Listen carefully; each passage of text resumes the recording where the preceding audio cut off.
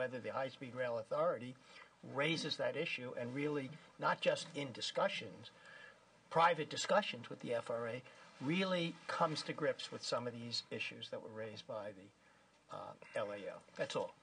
Not telling you where to start, where not to start. These are just critical issues that need to be addressed. Through the chair, I just want to say that I can appreciate Mr. Van Ark's, having to come back with a thoughtful answer to some of the issues raised by the LAO, and clearly you don't want to shoot off the, ready, fire, aim, so to speak. You want to go back and discuss the LAO's report with your staff and with your board members and come back. But, Mr. Chair, I would love to see another hearing on, and these individuals invited back to address some of these issues, because this is exactly what we're talking about in terms of the legislative process and the confidence of this legislature on what you're doing. And I think part of it would be to have you back to give us a report on what you think about the LAO very quickly. Thank you. Other members? This select committee is not going to go away. We will be having it, and I think that's very appropriate to follow up on this.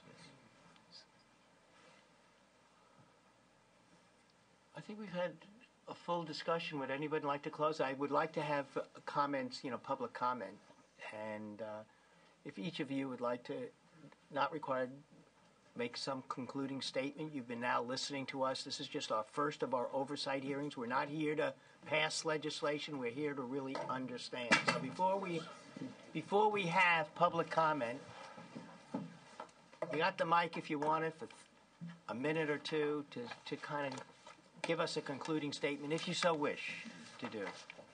Anybody want to? No? Nope. The backbone is in the Central Valley. That's right, baby. Knock it up. Here, here. That's for the record. That's for the record. Mr. Chair. Please come forward if for public comment. Yes. Mr. Chair, I just before the LAO disappears, I'd like a copy of the report, please. Public comment. Please come forward.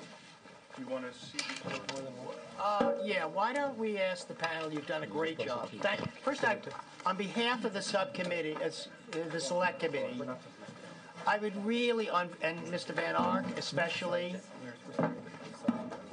I would really like to thank you. I think we had a forthright and honest discussion of some of these issues. We didn't answer them all, but we started this discussion. This is really what oversight is supposed to be, and I really thank you all for coming. Thank you.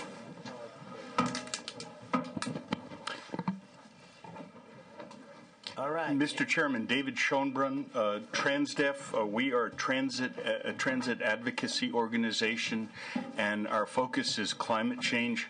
We're big boosters of high-speed rail. We believe that California needs a high-speed rail future, but we have zero confidence that the High-Speed Rail Authority can provide that. Which is why we are among the litigants who are suing the High-Speed Rail Authority, challenging their EIR. I want to highlight what is for us the key finding in the peer review letter.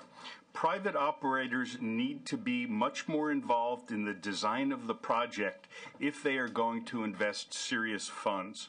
Since there isn't any hope of additional federal funding in the next 2 years, the only way this project will ever be more than an isolated track in the Central Valley is through substantial private investment. But that is not likely to be possible due to how determined the authority has been to maintain control over the consulting contracts and route decisions. We think this is the key decision into which the legislature needs to intervene.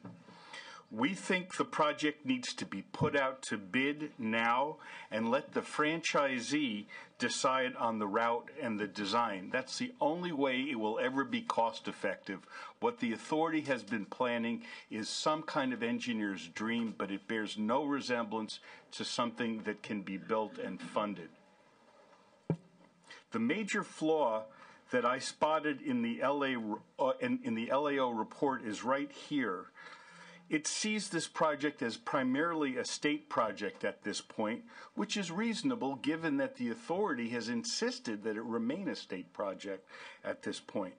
The problem is that both the peer review group and myself, that both of us see, is that it could prove difficult to transition from state project to business enterprise if the private sector is not involved in designing a cost-effective project. And that's why we're so opposed to funding track in the Central Valley that has not been blessed through the private sector. We think it's going to be incredibly expensive. They were proposing enormous amounts of elevated structure, which is completely contrary to how high-speed rail is built anywhere else in the world. Close it down because we're going to lose members of the committee. We agree with the recommendation to fund only the administrative functions of the authority. We would suggest adding an alternative segment to the LAO's list. That would be an Altamont route, would connect Sacramento, San Francisco, and San Jose, and also be a key element of a future high-speed rail system. And finally, as someone who's involved in CEQA litigation and who's as likely as anyone else to be involved in any future suits, we don't think that the comment made by the peer review group actually is valid.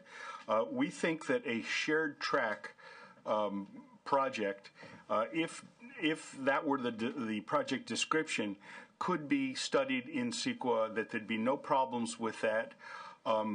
That would require a downscoped project description. We disagree with the idea of phased implementation because that is the big project plus a near-term project.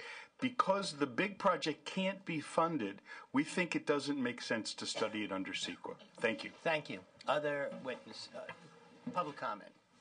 Mr. Chair and fellow senators, Mark Kyle, Operating Engineers, Local Union Number 3. We represent approximately 28,000 construction and public sector workers in Northern California.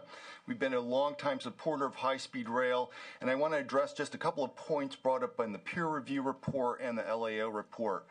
Specifically, I want to commend the peer review for their methodology, their iterative process in speaking with the High-Speed Rail Authority and other experts on high-speed rail. I think that stands in stark contrast to what I believe the LAO did. I'd also want to point out a couple of issues that we're in agreement with presented by the peer review and some of their points. One is that the authority clearly needs more staffing, and we would implore you to move forward in that direction. Secondly, that they support phased implementation. We believe that's a good idea. Third, that we should not make any major changes that jeopardize the timing and funding of the organization, and I believe a number of the LAO suggestions do just that, and we'll speak against those in a moment. And fourth, to eliminate CEQA impediments. Going on to the LAO report, I already raised their methodology as being suspect. I believe it's ill thought for the most part and is an exercise in second guessing. We would reject all four major recommendations put forward by the LAO, starting with their restrictive amount of money to only $7 million. Secondly, I believe that the seeking flexibility from the federal government is an exercise in futility, and that if you really understood what the FRA did in relationship to dispensing funds, you'd understand why it went into the Central Valley at that time, and if you were to understand the engineering and financial constraints imposed on the authority, you would also understand the reasonableness of starting in the Central Valley, and there are other valid reasons as well, aside from those. Third, we reject where the construction should be reconsidered and where it starts. Again, there are a number of valid reasons for starting in the Central Valley. That decision's been made. We're moving forward on that. We believe that all of the recommendations coming out of the LAO would result in delays, missed opportunities, and loss of important funding. You don't buy a house by showing up with the full amount of money to buy the house. You start out with a down payment, and that's what we're doing here.